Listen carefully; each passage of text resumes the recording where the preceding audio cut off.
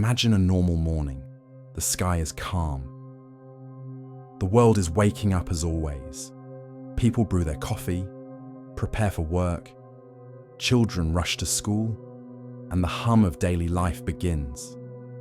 But beneath that familiar routine, something impossible is about to happen. Something that will change life on Earth more dramatically than any disaster in history. At 9:14 a.m., it happens. No warning, no sound, no flash of light, just absence. Plants disappear, all of them, instantly. Every forest, every meadow, every tree-lined street, every garden, every crop field, every blade of grass, gone. As if the world has been stripped of its color in a single breath. What remains is a planet still standing, but drained of its living foundation. In the first minutes, people freeze. They look around, confused, then terrified. Videos flood the internet. Streets where trees once stood now look skeletal. Hillsides are barren. Parks are empty. Scientists would rush to confirm what everyone could see with their own eyes. That in a single moment, all plant life on Earth has vanished. The second hour would bring an even more disturbing change. Air quality would begin to shift. It wouldn't be dangerous yet, but oxygen production, normally fueled by the world's forests, jungles, grasslands, and microscopic plant life, would drop to zero. The air wouldn't suddenly become toxic, but the countdown would begin. Every breath we take from this moment on would be consuming a finite oxygen supply. People wouldn't feel the effects yet, but the planet would. Weather patterns would begin to destabilize almost immediately. Forests regulate humidity, rainfall, and ground temperature. Without them, humidity levels would crash. The soil, no longer anchored by roots, would begin to loosen and dry. Within hours, winds in some regions would grow stronger, picking up dust that used to be held in place by grasslands.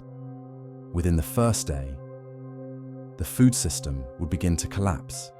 Every supermarket shelf containing fruits, vegetables, grains, nuts, and plant-based oils would become finite.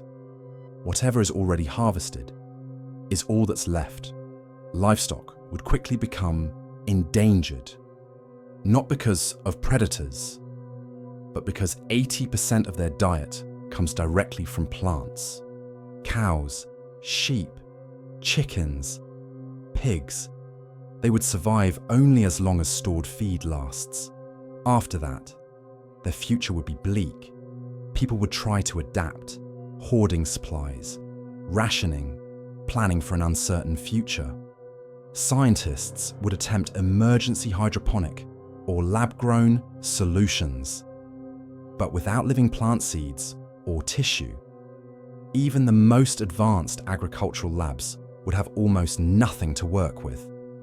Humanity would face the irreversible loss of the foundational layer of the food chain. Insects would collapse next. The vast majority rely on plants for food or habitat. Their disappearance wouldn't be dramatic. It would be heartbreaking. Billions of them would simply starve. Pollinators would vanish. Fruit-bearing trees, already dead, would never return. Bird populations would fall sharply within days. Even the most adaptable species would struggle, as insects vanish and seeds no longer exist. Forest birds, tropical birds, songbirds, predators, they would try to migrate, but there would be nowhere left to go. By the end of the first week, herbivores around the world would be dying, all dependent on plant matter, would face starvation. Their mass death would send shockwaves through the global ecosystem. Carnivores would be next. And once their prey collapses, they too would be doomed. Even scavengers, like vultures and hyenas, would run out of food eventually. The oceans, too, would fall silent. The base of the marine food chain begins with phytoplankton, tiny plant-like organisms responsible for producing more than half of the planet's oxygen. Without them, fish populations would crash. Coral reefs would bleach instantly and die. Whales, sharks, dolphins, all marine life would enter a rapid and irreversible decline. By the first month, oxygen levels in the atmosphere would begin dropping noticeably, not enough to suffocate humans yet, but enough that people living at higher elevations would struggle with dizziness, exhaustion, and shortness of breath. Hospitals would see a rise in emergency cases. Children, the elderly, and people with respiratory conditions would be affected first. Governments would activate global emergency protocols. Nations would begin collaborating on synthetic oxygen production. Huge machines that split water molecules to release breathable air. But these systems consume enormous power, and scaling them to support billions of people would be nearly impossible. The global economy would begin to collapse. Agriculture would no longer exist. Transportation would fail, and most industries would shut down. Food riots, migration waves, and government breakdowns would become widespread. By the end of the first year, oxygen levels would have dropped by 20 to 30%. Human life would become increasingly difficult. People would require oxygen masks in many regions. Desertification would spread rapidly, turning once fertile land into dry, sandy plains. Temperatures would spike globally. Without plants, more solar radiation would be reflected and trapped, causing rapid climate heating. Rainfall would become unpredictable. Some regions would face endless droughts, others, catastrophic floods. Wildfires would become uncontrollable. With no green vegetation to retain moisture, dry landscapes would ignite easily. Smoke would fill the atmosphere, further reducing breathable air and creating a feedback loop of environmental collapse. Humanity would attempt to adapt by building sealed indoor farming systems. Some scientists would try re-engineering plant DNA from long-preserved samples, but without living cellular structures, progress would be painfully slow. Human civilization would shrink dramatically. Only highly advanced, technologically fortified cities with artificial oxygen generators and fully enclosed food systems could survive. Billions of people would not make it. The global population would decline to a fraction of its former size. And ironically, the fate of humanity would now depend on the one resource we once took for granted: oxygen. The very air around us would become the rarest commodity on the planet.